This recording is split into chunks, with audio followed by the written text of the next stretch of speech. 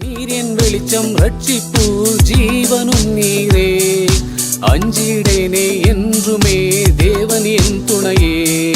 பகைவர்கள் எழுந்தாலும் பாளையம் இறங்கினாலும் தேவன் என் நம்பிக்கையே.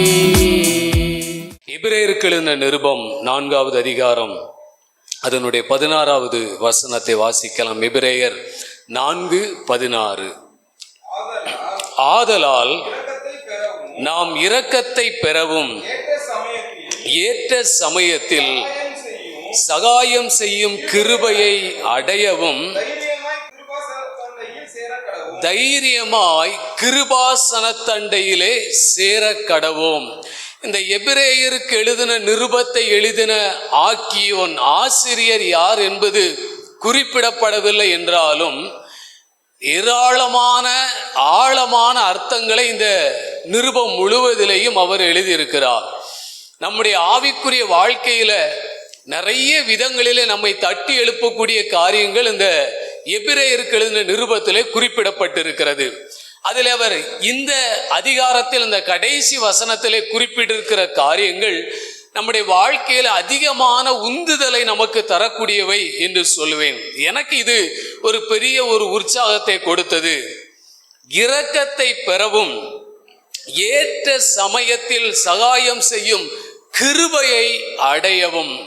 நம்முடைய வாழ்க்கையில இந்த ரெண்டும் பிரதானமானது. ஒன்று தேவனுடைய இரக்கம், இன்னொன்று தேவனுடைய கிருபை. இந்த ரெண்டும் இந்த உலகத்திலே நாம் நீடித்து நிலைத்து வாழ வைப்பதற்கு அது ஏதுவானதாக காணப்படும். அவருடைய இரக்கம் நம்முடைய வாழ்க்கையில இல்லை என்றால் நம்மால் இந்த உலகத்துல வாழ முடியாது. அதே போல தேவனுடைய கிருபை இல்லை என்றாலும் இந்த உலகத்துல நம்மால் வாழ முடியாது. இந்த இரக்கம் நமக்கு எப்படி கிடைக்கிறது? தேவன் இரக்கம் உள்ளவர். இந்த இரக்கம் நமக்கு எப்படி கிடைக்கிறது? இதற்கு நான் தேவனிடத்திலே செல்ல வேண்டும் என்று அவர் இங்கே எழுதுகிறார். இரக்கத்தை பெறவும். இரக்கத்தை தேவன் கொடுக்கிறார் மனுமக்களுக்கு. எல்லா ஜனங்கள் மேலும் தேவன் இரக்கமாய் இருக்கக்கூடியவர் என்று தான் எழுதப்பட்டிருக்கிறது. ஆனால் இங்கே இந்த ஆக்கியோனை கொண்டு எழுதுகிறார், நாம் இரக்கத்தை பெறவும். இரக்கம் தேவனால் நமக்கு அளிக்கப்படுகிறது. தேவன் அதை கொடுக்கிறார். அதை நாம் பெற்றுக்கொள்ளுகிறதற்கு தேவனிடத்திலே வர வேண்டும். கிருபையை அடையவும். கிருபை குறித்து நிறைய செய்திகள் எல்லாம் கூட நாம கேட்டிருக்கிறோம். இந்த கிருபை இல்லை என்றால் நம்மால் வாழ முடியாது. அந்த கிருபையை அடையவும் அவர் அடுத்ததா சொல்லி இருக்கிறார், தைரியமாய் கிருபாசனத்தண்டையிலே சேர கடவோம். அது அவர் அழகா குறிப்பிடுகிறாரு. தைரியமாய் கிருபாசனத்தண்டையிலே சேர கடவோம். இன்றைக்கு என்னுடைய செய்தியினுடைய தலைப்பு இதுதான், கிருபாசனத்தண்டை சேர கடவோம் என்று சொல்லி. இன்னைக்கு நம்முடைய வாழ்க்கையில எவ்வளவு அதிகமாக நாம் தேவனை நெருங்குவதற்கு முயற்சி எடுக்கிறோம்.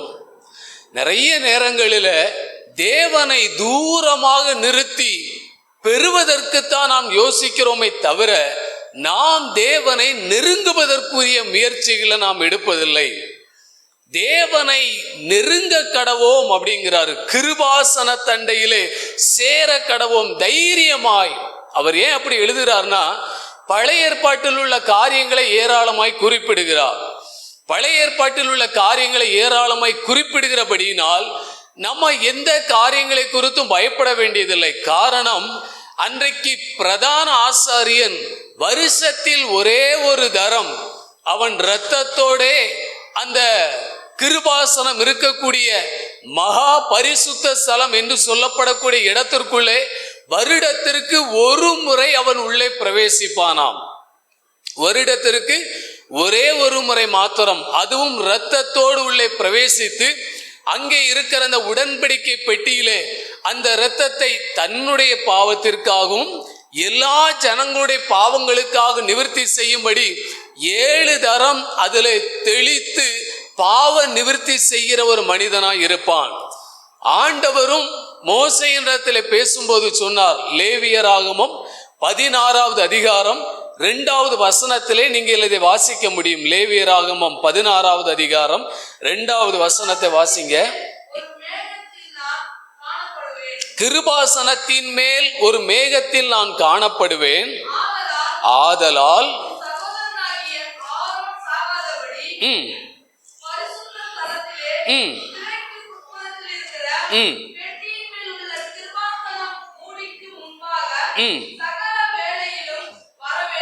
இது வர வேண்டாம். ஆரோனுக்கு சொல்லப்பட்ட வார்த்தை மோசையின் மூலமாக சகல வேளைகளிலேயும் வர வேண்டாம் என்று சொல்லப்பட்டிருக்கிறது. அன்றைக்கு அவர்களுக்கு அப்படிப்பட்ட ஒரு பிரமாணத்தை கொடுத்திருந்தார். இன்றைக்கு நமக்கு அப்படி கிடையாது. அதனாலதான் சொல்லுகிறாரு, தைரியமாய் சேர கடவோம். ஏன்னா இரக்கத்தை பெறுவதற்கு, கிருபையை பெறுவதற்கு, அன்றைக்கு தேவனுடைய இரக்கத்தையும் கிருபையும் பெறுவதற்கு தான் அவன் இரத்தத்தோட உள்ளே பிரவேசித்தான். ஏன்னா ஒரு சிறு தவறு அவன் வாழ்க்கையில காணப்பட்டாலும் ஆரோன் அங்கே செத்து போவதற்கான வாய்ப்பு உண்டு. ஆனால் இன்றைக்கு நமக்கு அப்படி இல்லை. நம்முடைய மகா பிரதான ஆசாரியரான இயேசு கிறிஸ்து ஒரே தரம் அதை செய்து முடித்தார். அவர் வருஷத்துக்கு ஒரு தரம் போய் அவ்வப்பொழுது அந்த பிரமாணத்தை நிறைவேற்றி கொண்டே இருந்தார். தன்னுடைய பாவங்களுக்காகவும் ஜனங்களுடைய பாவங்களுக்காகவும் அதை அவர் செய்து கொண்டே இருக்க வேண்டியிருந்தது. ஆனால் நமக்காக இயேசு கிறிஸ்து ஒரே தரம் இதை செய்து முடித்தார் என்று எபிரேயர் 9வது அதிகாரத்திலே எழுதப்பட்டிருக்கிறது. ஆகவே நாம் இரக்கத்தை பெறுவதற்கும் கிருபையை பெறுவதற்கும் தைரியமாய் கிருபாசன தண்டையிலே சேர கடவோம். தேவனிடத்தில் வரும்பொழுது, அந்த கிருபாசன தண்டையில வரும்பொழுது என்ன நடக்கிறது? நீங்கள் வாசித்த அந்த வசனத்திலேயே சொல்லப்பட்டு இருக்கிறது. ஒன்று, அங்கே தேவனை நான் பார்க்க முடியும். அப்படிதான் எழுதப்படும். 16:2 நீங்க வாசித்தீங்க. அவர் அங்கே இறங்கி வருவாராம் மகிமையாக. இன்னைக்கு நம்முடைய வாழ்க்கையில இதை வாசிக்கும் போதெல்லாம் எந்த அளவிற்கு அந்த விருப்பம் நம்மிலே உண்டாகிறது என்று சொல்லி தெரியவில்லை. அப்ப இதை குறித்து சற்று நான் சில விளக்கமாய் நான் உங்களோடு கூட சில காரியங்களை நான் சொல்ல விரும்புகிறேன். காரணம், நாம் தேவனை தரிசிப்பதற்கும் தேவனோடு கூட ஒரு நாளிலே நிறைவாக வாழ்வதற்கும் தெரிந்து கொள்ளப்பட்டவர்கள். இந்த ஆசையும் விருப்பமும் இந்த உலகத்திலே வாழும் போதே நமக்கு வரவில்லை என்றால் நாம் எப்படி தேவனுடைய ராஜ்யத்திற்குள்ளே கடந்து செல்ல முடியும்? இந்த உலகம் தற்காலிகமானது என்பது நமக்கு தெரியும். எப்ப வேணாலும் அந்த உலகத்திற்கு முடிவு வரலாம், அல்லது நமக்கு ஒரு முடிவு வரலாம் என்பது நாம் அறிந்திருந்தாலும் கூட இதற்கு அடுத்தது நித்தியம் என்கிற ஒன்றை தேவன் வைத்திருக்கிறாரே. இதற்காக நாம் என்ன முயற்சிகளை எடுத்து அதற்கான காரியங்களை செய்கிறோம் என்பது நம்முடைய வாழ்க்கையில ஒவ்வொரு நாளும் கேட்டு பார்க்க வேண்டிய ஒன்று. நம்முடைய வாழ்க்கையில வரக்கூடிய எல்லா பிரச்சனைகளும் நம்முடைய வாழ்க்கையில செய்யக்கூடிய ஒரு காரியம், ஆண்டவரை விட்டு விலக்கி வைப்பது. அந்த ஒண்ணுதான் செய்யும். இல்ல, நம்முடைய வாழ்க்கையில வர எந்த பிரச்சனை எடுத்துக்கங்க, அது தனிப்பட்ட விதத்துல வருதோ, குடும்பத்துல வருதோ, வேலையில வருதோ, எதுல வரனாலும் வரட்டும், எப்படி வேணா வரட்டும், அல்லது யார் மூலமா வேணாலும் வரட்டும், அது தேவனிடத்திலே சேர விடாதபடி செய்யும், ஆண்டவரிடத்திலே நெருங்க விடாதபடி செய்யும். ஆனா ஆண்டவர் வேணும்னு சொல்லும், நம்மை ஆண்டவரிடத்திலே நெருங்க விடாது. அதுதான் செய்யக்கூடிய ஒரு காரியம். ஆனா ஆண்டவர் என்ன சொல்லுகிறார்? நீ என் கிட்ட வரணும்பா அப்படிங்கிறாரு. அவ்வளவு கடினமான பிரமாணத்தை மாற்றி எல்லாரும் தைரியமாய் கிருபாசன தண்டைக்கு பக்கத்துல வந்து நிற்கணுங்கிறது தான் தேவனுடைய விருப்பம். ஏன்? தேவனை பார்க்கணும் ஒண்ணு, ரெண்டாவது தேவனுடைய சத்தத்தை கேட்க வேண்டும் என்பதற்காக. இஸ்ரவேல் மக்களுடைய மனதிலேயும் அப்படிப்பட்ட ஒரு எண்ணம் வர வேண்டும் என்பதற்காகத்தான் நீங்க ஆசரிப்பு கூடாரத்தினுடைய வரைபடத்தை நீங்க வேற எதிலே பார்த்திருக்கீங்களா என்னன்னு தெரியல. அதை சுற்றிலும் அவர்கள் பாளையம் இறங்கி இருப்பார்களாம். அதுல கொஞ்சம் நெருக்கமாக இருக்கிறது லேவி கோத்திரத்தார் இருப்பார்கள். பிற்பாடு 4 திசைகளிலேயும் இந்த 12 கோத்திரத்தார்களும் பாளையம் இறங்கி இருப்பார்கள். ஏன் ஆண்டவர் அப்படி அவர்களுக்கு ஒரு பிரமாணத்தை கொடுத்து அப்படி அவர்கள் பாளையம் இறங்கி இருக்க வேண்டும் என்று சொன்னார்? ஆனால் ஆசரிப்பு கூடாரத்திலே தான் தேவனுடைய மகிமை காணப்படும். அப்ப எல்லாரும் அதை பார்க்க வேண்டும் என்று தேவன் விரும்பினார். எல்லாரும் அந்த தேவனுடைய மகிமையை பார்க்கும் பொழுது இந்த மகிமைக்குள்ளே பிரவேசிக்கணும், இந்த ஆண்டவரோடு நெருங்கி வாழணும் அப்படிங்கிற ஒரு எண்ணம் அவர்களுக்கு வர வேண்டும் என்பது தேவனுடைய விருப்பமாக இருந்தது. அதனாலதான் எல்லாருக்கும் முன்னாடி அவர் பிரத்யட்சமாக இறங்கினார் சீனாயில. ஒரு மோசையோடு மட்டும் பேசணும்னு நினைச்சிருந்தா இஸ்ரவேல் மக்களுடைய கூடாரத்தை விலக்கி போடும்படி செஞ்சிருக்கலாம். ஆனா அப்படி சொல்லல ஆண்டவர். அவர்கள் சுற்றிலும் பாளையம் இறங்கி இருக்க வேண்டும், எங்க ஆசரிப்பு கூடாரத்தை போட்டாலும் சரி. ஆனால் இதுல லேவி கோத்திரத்தார் அவருக்கு பணிவிடை செய்யும்படியாக தெரிந்தெடுக்கப்பட்டவர்கள். அதனால அவர்கள் ஆசரிப்பு கூடாரத்திற்குள்ளே போவார்கள் வருவார்கள். அவர்களுக்கும் ஆண்டவருக்கும் எப்போது ஒரு அட்டாச் இருந்துகிட்டே இருக்கும். இன்னைக்கு ஊழியக்காரர்கள் இருக்கிற மாதிரின்னு வச்சுக்கோங்க. ஏன்னா ஆண்டவரை தேடாம ஆண்டவரோட பேசாம எங்களால வாழ முடியாது, சாத்தியமே கிடையாது. ஆனால் ஜனங்கள் எப்படி, அவங்களுடைய மனநிலை என்ன? நமக்கு தான் ஒரு ஆசாரியனை வச்சிருக்கிறாரு, நமக்கு தான் ஒரு ஆசாரியன் இருக்கிறாரு, அவர் எல்லாத்தையும் பார்த்துக்கிடுவாரு, அவர் எல்லாத்தையும் பார்த்துக்கிடுவார்னு சொல்லிக்கிட்டு ஜனங்கள் பிரகாரத்துல கூட வர்றதுக்கு விருப்பம் இல்லை, பாளையத்திலேயே இருக்க விரும்பினார்கள். இன்னைக்கு நம்ம எங்க இருக்க விரும்புகிறோம்? முதலாவது தேவனுடைய எதிர்பார்ப்பு பிரகாரம், பரிசுத்த ஸ்தலம், மகா பரிசுத்த ஸ்தலம். இதற்குள்ளதான் கிருபாசன பெட்டி இருக்குது, அங்கதான் வரணும்னு அவர் சொல்லுகிறாரு. ஆனா ஜனங்கள் எங்க இருக்கதான் விரும்புறாங்க? பாளையத்துல தான் இருக்க விரும்புறாங்க. பிரகாரத்துக்குள்ள கூட வர்றதுக்கு கூட மனம் இல்லை. இன்னைக்கு நிறைய ஜனங்களுடைய எண்ணங்கள் என்னன்னா, பிரகாரத்துல என்ன கிடைக்கும்? மாமிசம் விரும்புவதெல்லாம் பிரகாரத்துல கிடைக்கும். மாமிசத்துக்குரிய விருப்பங்கள் எல்லாம் எங்க கிடைக்கும்? இறைச்சி கேட்டால் இறைச்சி கிடைக்கும். அவங்க என்ன விரும்பி கேட்கிறாங்களோ அதெல்லாம் எங்க கிடைக்கும்? வெளியில, பாளையத்துல எல்லாவற்றையும் தேவன் கொடுத்தா. ஆனா நீங்க பிரகாரத்துக்குள்ள வந்துகிட்டீங்கன்னா அந்த மாதிரி எதுவுமே நடக்காது. ஏன்னா பிரகாரத்துக்குள்ள வந்துட்டா அவர் ஒரு சட்ட திட்டம் வச்சிருக்கிறாரு, அதுதான் நடக்கும். அதுல முதலாவது நடக்கக்கூடியது சுத்திகரிப்பு. நீங்க பிரகாரத்துக்குள்ள என்ட்ரன்ஸ் ஆன உடனே பலிபீடம் தான் காணப்படும்.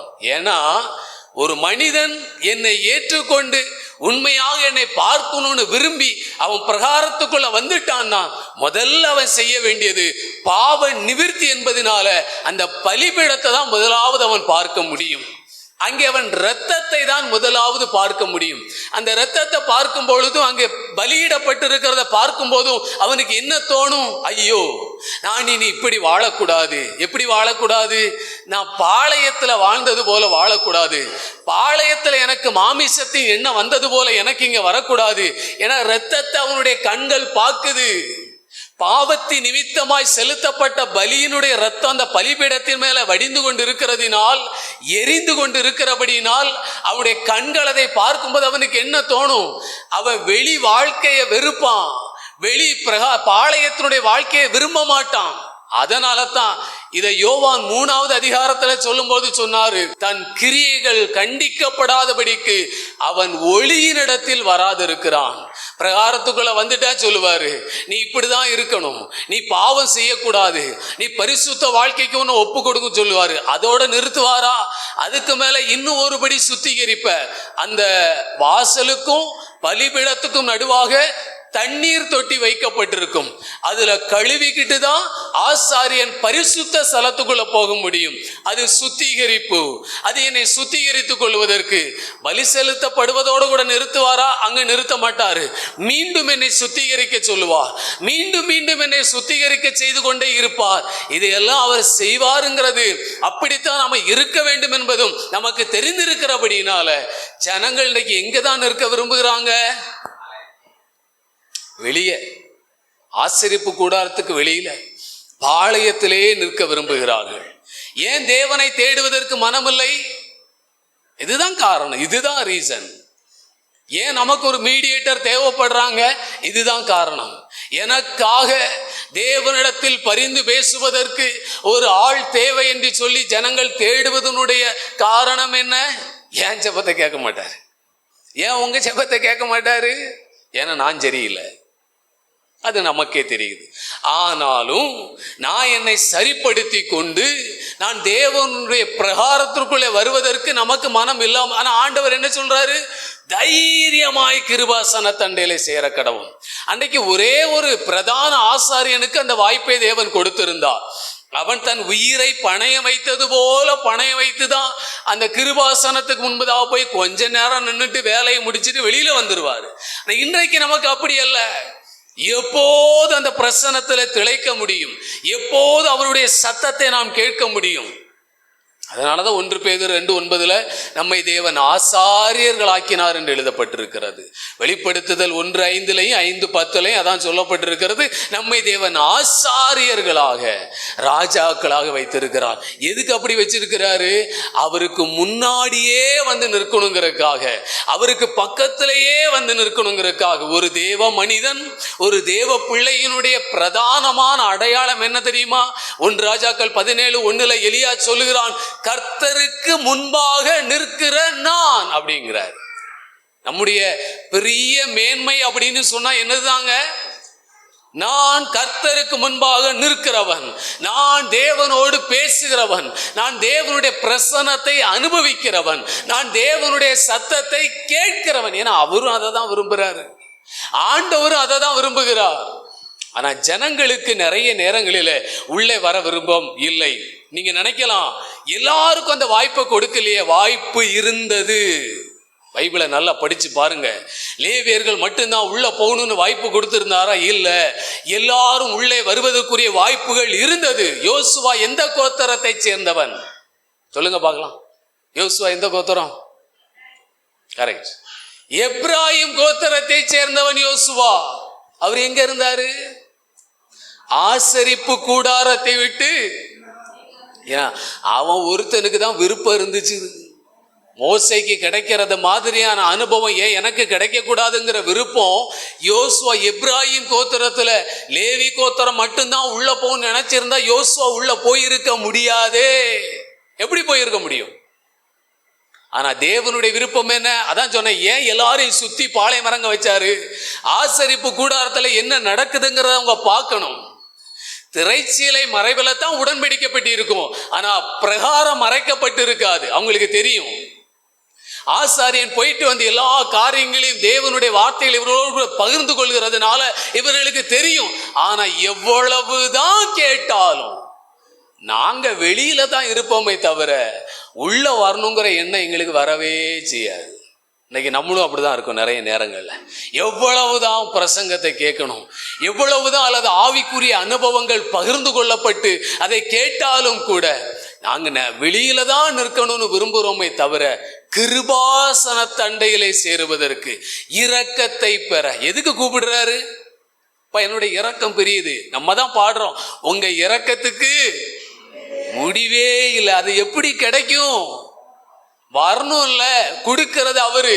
வந்தாதானே கொடுப்பாரு. கிருபாசன தண்டையில நெருங்கி வரணுமே. கிருபை எப்படி கிடைக்கும்? ஏற்ற காலத்திலே சகாயம் செய்யக்கூடிய இந்த கிருபைய நம்ம எப்படி பெற்றுக்கொள்ள முடியும்? கிருபாசன தண்டையில வந்தால் தானே. அது வரும்போதுதான் தேவன் அதை நமக்கு கொடுக்கிறார்.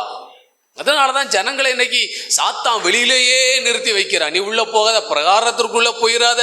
பிரகாரத்துக்குள்ள வந்துட்டாலே பெரிய விஷயம். அதை தாண்டி நீ பரிசுத்த ஸ்தலத்துக்குள்ள வந்துட்டா இன்னும் மகிமை. ஆனா தேவனுடைய விருப்பம் என்ன தெரியுமா? நான் பிரகாரத்திலேயோ பரிசுத்த ஸ்தலத்திலோ இல்ல, அதையும் தாண்டி கிருபாசன தண்டையில வந்துவிட வேண்டும் என்று தேவன் விரும்புகிறார். அது அவருடைய எதிர்பார்ப்பு. என்னாகும் 7:89 ஆண்டவர் மோசையோடு கூட பேசினாராம். அந்த கிருபாசனத்திலிருந்து அந்த தேவனுடைய சத்தம் அவனுக்கு துணிக்கிறது. தேவனுடைய வார்த்தையை மோசே இங்கே கேட்கிறார். அது ஆண்டவர் அவர்களுக்கு கொடுத்திருந்த மிகப்பெரிய கிருபை. இப்படிப்பட்ட காரியங்கள் எல்லாம் தாவீது தன் வாழ்க்கையில அறிந்திருந்ததுனாலதான் அவன் எவ்வளவோ நெருக்கப்பட்டான். நமக்கு தெரியும். இவ்வளவு நெருக்கத்தின் மத்தியிலையும் தாவீது சொல்லுகிறான், கர்த்தரை எப்பொழுதும் எனக்கு முன்பாக வைத்திருக்கிறேன். என்ன கிருபாசனத்துக்கு முன்னாடி ஆண்டவர் வர சொன்னதனுடைய நோக்கம், நான் தேவனை பார்க்க, என் வாழ்க்கையில எப்போதும் தேவனை முன்னிறுத்தி ஒரு வெற்றி உள்ளவனாய் பயணிக்கத்தான் ஆண்டவர் என்னை கிருபாசனத்துக்கு முன்னாடி வர சொன்னாரு. ஆனா இங்க தாவீது தன் வாழ்க்கையிலே அதுதான் பிரதானமானது என்பதை அறிந்திருந்தபடி நான் சொல்லுகிறான், அவரை எப்பொழுதும் எனக்கு முன்பதாக வைத்திருக்கிறேன். தாவீதின் வெற்றியினுடைய ரகசியம் என்ன? சவுல் துரத்தினாலும், சொந்த மகன் துரத்தி இருந்தாலும் தாவீதினுடைய வெற்றியின் ரகசியம் என்னங்க? தன்னை எதிர்க்கிறவன் எவ்வளவு பெரியவன், தனக்கு எதிராக வருகிற பிரச்சனை எவ்வளவு பெரியது என்று பார்க்கவில்லை. கர்த்தரை தனக்கு முன்பாக நிறுத்தி வாழ்ந்த மனிதனாய் இருந்ததினால் அவனால் வெற்றி பெற முடிந்தது. ஒருவர் அவனை ஜெயிக்க தேவன் அவனுக்கு அனுமதி கொடுக்கவில்லை. எந்த மனிதர்களுக்கும் இன்றைக்கு நம்ம கிருபாசன தண்டையில வர வேண்டும் என்பது தேவனுடைய மிகப்பெரிய எதிர்பார்ப்பாக இருந்தது. அதைத்தான் ஆண்டவர் நம்முடைய வாழ்க்கையில் இன்றைக்கு எதிர்பார்க்கிறார். நம்முடைய வாழ்க்கையில் இன்றைக்கு நாம் அதை செய்வதற்கு எவ்வளவு ஆயத்தம் உள்ளவர்களாக இருக்கிறோம்? கொஞ்சம் யோசித்து பாருங்க. நான் கிருபாசன தண்டையிலே தான் இருக்கிறேனா? தேவனுடைய இரக்கமும் கிருபையினுடைய வாழ்க்கையில அதிகமாய் பெற்றுக்கொண்டு வாழ்கிற மனிதர்களாகத்தான் காணப்படுகிறோமா? இல்லை. அப்படின்னா நம்முடைய வாழ்க்கை ஒவ்வொரு நாளும் வெற்றியாக தான் நிச்சயமாய் தொடரும். பிரச்சனைகள் வரும், போராட்டங்கள் வரும், இடையூறுகள் வரும், கஷ்டங்கள் வரும். ஆனால் இவை எல்லாவற்றையும் நாம் தாண்டி செல்வதற்கு தேவனுடைய கிருபையும் இரக்கமும் நமக்கு போதுமானதாக இருக்கும்.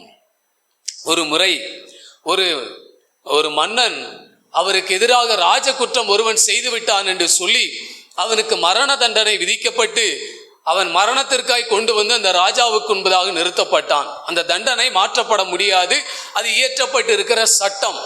அப்படிப்பட்ட ஒரு சூழ்நிலையிலே அவன் போய் ராஜாவினிடத்திலே போய் சொன்னானாம், ராஜாவே, எனக்கு மரண தண்டனை நீங்கள் மாற்றி கொடுக்க வேண்டும் என்று சொன்னவுடனே அவர் சொன்னார், நம்முடைய நாட்டினுடைய சட்டம் உனக்கு தெரியும், நீ செய்தது ராஜ துரோகம், ஆகவே மரண தண்டனை தான். அப்ப அவர் சொன்னாரு, சட்டம் மாற்றப்பட முடியாது என்பது எனக்கு நன்றாக தெரியும்.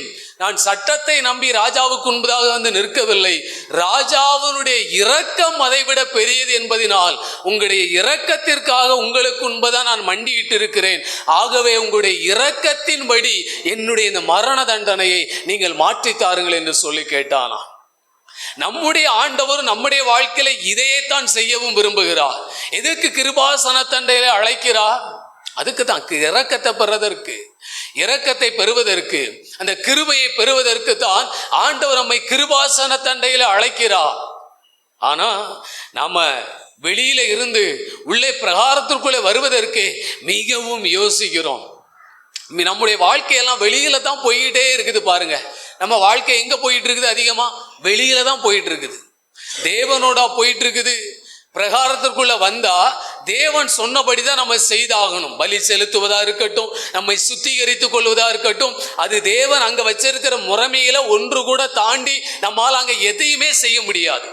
முழுவதும் அவருடைய கட்டுப்பாட்டுக்குள்ள இருப்பேன் பிரகாரத்துல வந்துட்டா. ஆனா வெளியில இருந்துட்டா முழுவதும் என்னுடைய கண்ட்ரோல், என்னுடைய சுய விருப்பம். நம்ம எப்படி போயிட்டு இருக்கிறோம், நம்ம எப்படி செயல்பட்டு கொண்டு இருக்கிறோம், நமக்கும் ஆண்டவருக்கும் தான் தெரியும். ஆண்டவர் யாரை வலுக்கட்டாயமா பிடிச்சி வெளியில இருந்து பிரகாரத்துக்குள்ள கொண்டு வரல. ஆனா வாய்ப்புகளை வச்சிருந்தாரு, அதற்குரிய வார்த்தைகளையும் வச்சிருந்தாரு. அதை யோசுவா பயன்படுத்தி கொண்டான் தன்னுடைய வாழ்க்கையில. யோசுவாவுக்கு அந்த விருப்பம் இருந்தது. அவன் ஆசரிப்பு கூடாரத்தை விட்டு பிரியாத ஒரு மனிதனா இருந்து கொண்டிருந்தான். பின் நாட்களிலே தேவன் அவனே தலைவனாய் உயர்த்தினார். அவனோடே கர்த்தர் பேசினார். அவனோடே தேவன் நடக்கக்கூடிய ஒரு மேன்மையான அனுபவத்தை அவன் தன்னுடைய வாழ்க்கையில பெற்றுக்கொண்டான். பாருங்க, அவ்வளவு பெரிய ஒரு உயர்வை யோசுவாவுக்கு கொடுத்திருந்த பிற்பாடும் கூட அவன் கடைசியில சொல்லுகிறது, நான் ஆண்டவரை சார்ந்திருப்பேன் என்றுதான்.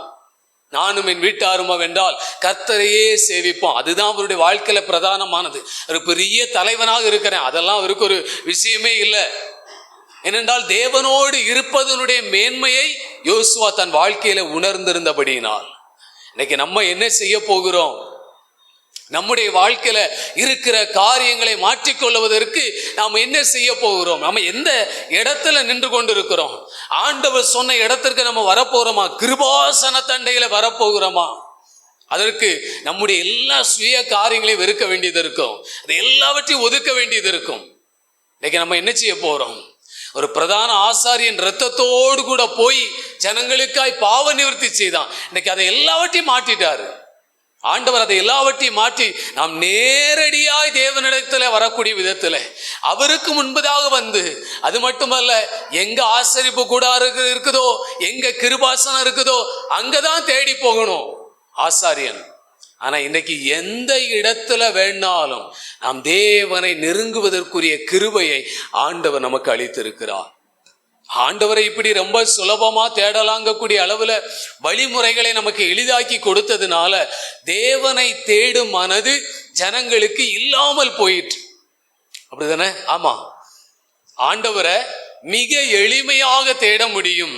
அல்லது மிக சுலபமாக ஆண்டவரை தேட முடியும் என்கிற எல்லாவித காரியங்களையும் ஆண்டவர் ஜனங்களுக்கு அனுகூலப்படுத்தி கொடுத்ததுனால சிலருக்கு எவ்வளவுதான் சொன்னாலும் அது மண்டையில ஏறாது அப்படிம்பாங்க. நம்ம அப்படி இருந்துடக்கூடாது. நம்முடைய வாழ்க்கையில ஒரு காலமும் அதுபோல இருந்து விடவே கூடாது. தேவன் எதற்காக சபையில பேச வேண்டும்? கவனிங்க, எதற்காக ஆண்டவர் சபையில தேவ மனிதர்களை கொண்டு பேச வேண்டியதனுடைய அவசியம் என்ன? இதோ எங்களுக்கு தோணுகிற ஒரு காரியத்தை எடுத்துக்கொண்டு வந்து பேசி போவதற்கு அல்ல. ஒன்று, தேவன் தம்முடைய ஜனத்திற்கு இதை சொல்ல வேண்டும் என்று சித்தம் வைத்திருக்கிறபடினால் அவருடைய இருதய துடிப்பை, அவருடைய எதிர்பார்ப்பை தேவன் தம்முடைய பிள்ளைகள் மூலமாய் வெளிப்படுத்துகிறார். சில நேரங்களில எவ்வளவு வெளிப்படையாய் ஆண்டவர் ஜனங்களோடு பேசி இருந்தாலும் அவர்கள் அதற்கு என்ன செய்வதில்லை? கீழ்ப்படிவதில்லை. ஆண்டவர் சொல்லுகிறது போல, பாம்பாட்டிகள் வினோதமாய் ஊதினாலும் தங்கள் காதுகளை அடைத்து கொள்ளுகிற செவிட்டு விரியனை போல இருக்கிறார்கள் அப்படின்னு சொன்னார். ஏன்னா அவரு சொன்ன வார்த்தைகளையே அன்றைக்கு ஜனங்கள் கேட்காமல் இருந்தார்கள். ஒவ்வொரு முறையும் தேவன் நம்மோடு கூட பேசும் பொழுது, தேவன் தம்முடைய விருப்பத்தை நமக்கு வெளிப்படுத்தும் போது, ஐயோ ஆண்டவரே, நான் இதே போல செய்வதற்கு எனக்கு உதவி செய்யும், இதே போல என்னுடைய வாழ்க்கையை மாற்றிக்கொள்வதற்கு எனக்கு கிருபை தாரும் என்று கேட்கக்கூடிய ஒரு மனது நமக்கு வறுமையானால் எவ்வளவு நலமாக இருக்கும். இன்னைக்கு ஆண்டவர் நம்முடைய வாழ்க்கையில அதை எதிர்பார்க்கிறார்.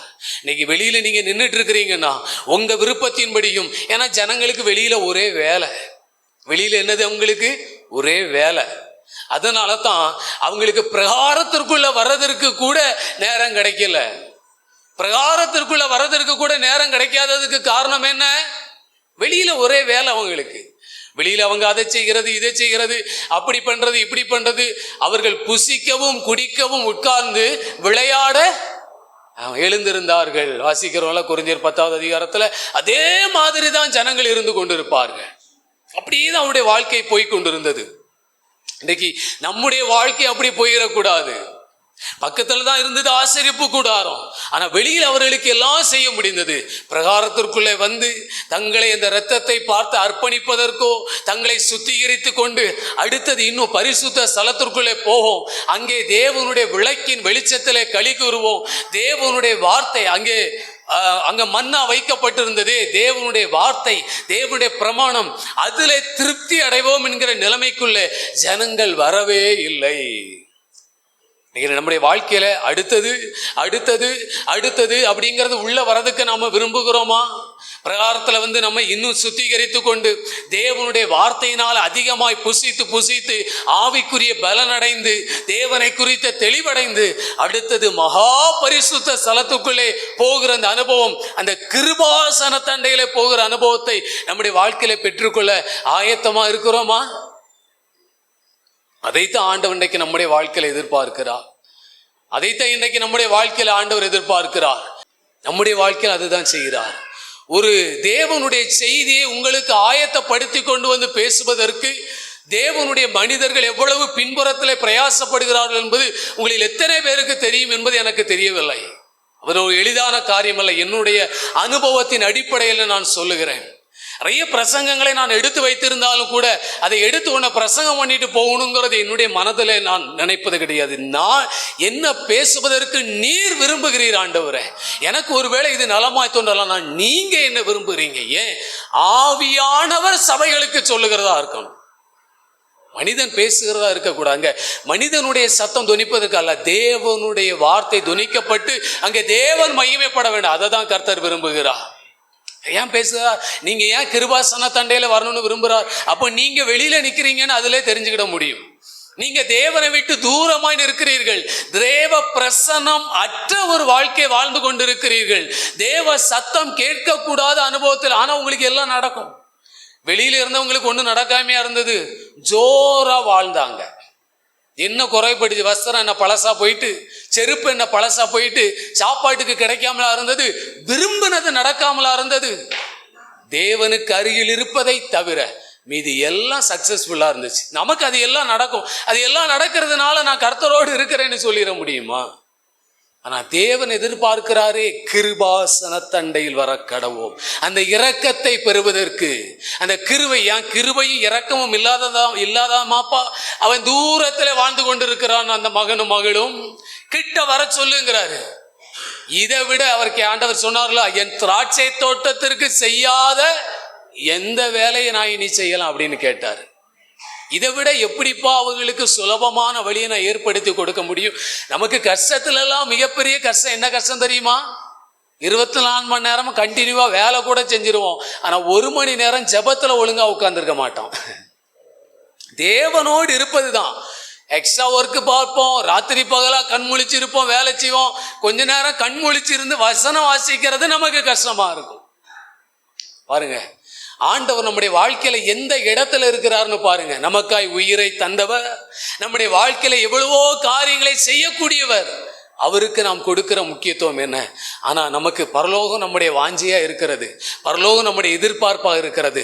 ஆனால் தேவனோ இங்க வாழும் போதே சொல்லுகிறார், நீ கிருபாசன தண்டையிலே வா, என்னுடைய இரக்கம் உனக்கு கிடைக்கும், என்னுடைய கிருபை உனக்கு கிடைக்கும். அதான் தைரியமாய், நான் பயந்து தூரம் நிற்க வேண்டியதில்லை. என்னை ஒவ்வொரு நாளும் தகுதிப்படுத்தி சுத்திகரித்து கொண்டு இன்னும் அதிகமாய். அதனாலதான் மோசே எப்போதும் தேவ பிரசன்னத்திலேயே வாழ்கிற மனிதனாய் இருந்தா. ஏன்? அவன் எப்பொழுதும் தேவனுக்கு அருகில் இருந்தவன், எப்போதும் தேவனுடைய மேன்மையான அனுபவங்களை மட்டுமே விரும்பின ஒரு மனிதன். இன்னைக்கு நம்முடைய வாழ்க்கையில நம்ம எதை விரும்புகிறோம்? உங்க எதிர்பார்ப்பு என்ன? மற்ற காரியங்கள் தானாய் நடக்குங்க. ஒரு தேவை நிறைந்த ஒரு மாதத்துக்குள்ள நம்ம வந்திருக்கிறோம். நிறைய தேவைகள் நிறைந்த ஒரு மாதம். ஏன்னா புது காலேஜ் ஓப்பன், புது ஸ்கூல் ஓப்பன், எல்லாமே புதிது, செலவுகள் அதிகம், எதிர்பார்ப்புகள் எல்லாம் அதிகம்தான்.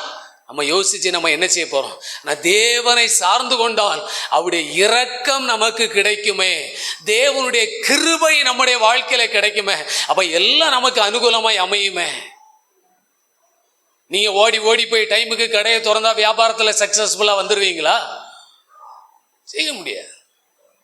தேவன் இறங்கினால் ஒழிய தான் சொல்லப்பட, விரும்புகிறவனாலும் அல்ல, ஓடுகிறவனாலும் அல்ல, இறங்குகிற தேவனாலேயா. எப்படியாவது டைமுக்கு போய் கடையை திறந்துட்டா கொஞ்சம் ஒரு 2 கஸ்டமர் வந்துட மாட்டாங்களா அப்படின்னு தான் ஓடுறோம். ஓடுனாலும் அல்ல, இறங்குகிற தேவனாலேயா, இறங்குகிற தேவனாலேயா. இல்லைன்னா ஒன்றும் நடக்காதுங்க. அதுக்கு தான் சொல்லுகிறாரு, அந்த இரக்கத்தை பெறவும் வாங்க கிருபாசன தண்டையில. நீங்க யோசித்து பாருங்க, இந்த வருஷத்தினுடைய பாதி நிலைமையில வந்து நிற்கிறோம், பாதிய முடிக்கிற ஒரு நிலைமையில வந்து நிற்கிறோம். வருஷத்தின் நடுவில் தேவன் தம்முடைய கிரியைகளை உயிர்ப்பிப்பார் என்று எழுதப்பட்டிருக்கிறது. எவ்வளவு தூரம் நம்ம தேவனோடு கூட நடந்திருப்போம், நம்முடைய ஆவிக்குரிய வாழ்க்கையில எவ்வளவு தெளிவடைந்திருப்போம், எவ்வளவு விழிப்பு அடைந்திருப்போம். கொஞ்சம் யோசித்து பாருங்க. தடைகள் வந்திருக்கும், பிரச்சனைகள், போராட்டங்கள் எல்லாம் வந்திருக்கும். அது எல்லாமே உங்களையும் தேவனை விட்டு விலக்குவதாக தான் இருந்திருக்கும். நீங்க தேவனை விட்டு விலகி நிற்கிறது தேவனுக்கு செய்கிற துரோகம் என்று உங்களுக்கு தெரியவில்லையா? சொல்லுங்க பார்க்கலாம். இதுவரையிலும் உங்களை கரம் பிடித்து அவ்வளவு பத்திரமாக நடத்தி கொண்டு வந்தவரை விட்டு நீங்க தூரம் நிற்பது அது ஒரு துரோகம் அப்படின்னு உங்களுக்கு தோணலையா? அல்ல? ஆமாங்க. ஒவ்வொரு முறையும் நம்முடைய வாழ்க்கை நிறைய நேரங்களில் நம்ம அதை செய்கிறோம். வாங்க கிருபாசன தண்டையிலே வாங்க. எந்த சூழ்நிலையா இருக்கட்டும் ஆண்டவரே, எதுவும் உம்மை விட்டு என்னை பிரிக்காது. எல்லா சூழ்நிலைகளிலும் உம்மை நான் சார்ந்து கொள்கிறேன். எல்லாம் இழந்தாலும், நஷ்டப்பட்டாலும், யார் என்னை விட்டு விலகினாலும், என்னை விட்டு பிரிந்தாலும் நான் தேவனோடு இருப்பேன் என்பதில் எவ்வித மாற்றமும் நம்முடைய வாழ்க்கையில் இருக்கவே கூடாது. ஏன்னா தேவனுடைய விருப்பம். அவர் வேற என்னத்தை கேட்கிறாரு? எப்ப நீ என் கூட இரு, நான் உன் கூட இருக்கிறேன். கிருபாசன தண்டையிலே சேர கடவும். என் கிருபையை நிறைவாய் தருகிறேன், என்னுடைய இரக்கத்தை நிறைவாய் உன்னுடைய வாழ்க்கையில தருகிறேன். இந்த உலகத்துல உன்னால வெற்றியாய் வாழ்ந்துட முடியும். இதுதான் ஆண்டவர் நம்முடைய வாழ்க்கையில எதிர்பார்க்கிறது. வேற ஒண்ணுமே கிடையாது, வேற ஒண்ணுமே கிடையாது. ஆண்டுடைய கரத்துல நம்மை அர்ப்பணிப்போம். ஒரு யோசுவாவுடைய வாழ்க்கையில் அந்த விருப்பம் வந்து வேறொரு கோத்திரத்தை சேர்ந்தவனே ஆசரிப்பு கூடாரத்தை விட்டு பிரியாத ஒரு பாக்கியத்தை பெற்றுக்கொள்வானே. ஆனால் என்னுடைய வாழ்க்கையில நான் கிருபாசனத்தண்டையில் அமர்ந்திருக்கிற ஒரு மனிதன் என்று தெரியட்டும் ஆண்டவரே. கர்த்தருக்கு முன்பாக நிற்கிறவர்கள் என்பது எல்லாருக்கும் தெரியக்கூடிய அளவில் என் வாழ்க்கையை மாற்றும் ஆண்டவரே என்று சொல்லுவோம். தேவன் மற்ற காரியங்கள் எல்லாவற்றையும் நம்முடைய வாழ்க்கையில வாய்க்க பண்ணுவார். எல்லாரும் எழுந்து நிற்கலாமா? ஆண்டுடைய கைகளிலே முழுவதும் தாழ்மையோடு நம்மை அர்ப்பணிப்போம். இன்னைக்கு தேவன் நம்முடைய வாழ்க்கையில எதிர்பார்க்கிற ஒரே ஒரு காரியம் அதுதான். நம்முடைய குறைவுகளை தேவனுடைய சமூகத்துல மனப்பூர்வமாய் அறிக்கையிடுங்கள். நீங்க எந்த இடத்துல நிற்கிறீங்க? இன்னும் வெளியில பாளையத்திற்குள்ளே நிற்கிற ஒரு அனுபவத்துல நிற்கிறீங்களா? இன்னும் நீங்க நினைக்கிற காரியங்கள், உங்களுடைய விருப்பங்கள், உங்களுடைய ஆசைகள், உங்களுடைய இச்சைகள், இவைகளிலேயே உங்களுடைய வாழ்க்கை இழுக்கப்பட்டு போய்கொண்டு இருக்கிறதா? இன்னும் பிரகாரத்திற்குள்ள சுத்திகரிக்கப்பட்ட ஒரு வாழ்க்கை, தூய்மையாய் கழுவப்பட்ட ஒரு வாழ்க்கை, பலி செலுத்தப்பட்ட ஒரு வாழ்க்கைக்குள்ள நீங்க இன்னும் வரலைன்னா ஆண்டவரே எனக்கு உதவி செய்யும். இனிமேலும் வெளியிலே நின்று விடுகிறவனாக அல்ல, நீங்க எதிர்பார்க்கிற இடத்திற்கு நான் வரணும் ஆண்டவரே. அந்த கிருபாசன தண்டையில நான் வந்துருட்டும் ஆண்டவரே. கர்த்தர் எனக்கு உதவி செய்யுங்க. எவைகள் என்னை வெளியிலே பிடித்து இழுத்து வைத்திருக்கிறது, அது உறவுகளா இருக்கலாம், அல்லது என்னுடைய தனிப்பட்ட ஆசைகளா இருக்கலாம், எந்த காரியங்களா இருக்கலாம், இன்னைக்கு அதை நான் துண்டித்து போடுகிறேன் ஆண்டவரே. உங்களை வருத்தப்படுத்தி வாழ்கிற ஒரு வாழ்க்கை எனக்கு வேண்டாம்ப்பா. உங்களை துக்கப்படுத்தி வாழ்கிற ஒரு வாழ்க்கை எனக்கு வேண்டாம் ஆண்டவரே. உங்களை வேதனைப்படுத்தி வாழ்கிற ஒரு வாழ்க்கை வேண்டாம். ஏன்னா இந்த உலகத்துல நீங்க இல்லாம என்னால ஒன்னும் செய்ய முடியாது. நீங்க இல்லாம என்னால ஒன்னும் செய்ய முடியாது. நாட்கள் போய்கொண்டிருக்கிறது, காலங்கள் போய்கொண்டிருக்கிறது, வருஷங்கள் போய்கொண்டிருக்கிறது, எங்களுடைய வயது போய்கொண்டிருக்கிறது. நாங்கள் தேவனை விட்டு இன்னும் தூரம் நிற்கிறோமே. எவ்வளவு அருகில நாங்க வந்திருக்கணும், உங்களுக்கு எவ்வளவு கிட்ட நாங்க வந்திருக்கணும். அந்த மகிமையிலே களி கூறுகிற ஒரு வாழ்க்கைய எங்களுக்கு தாங்கப்பா, எங்களுக்கு தாங்கப்பா, எங்களுக்கு உதவி செய்யுங்க. முயற்சி முயற்சி முயற்சி, முழங்காலில் நின்று முயற்சி. முயற்சி முயற்சி முயற்சி, முழங்கால்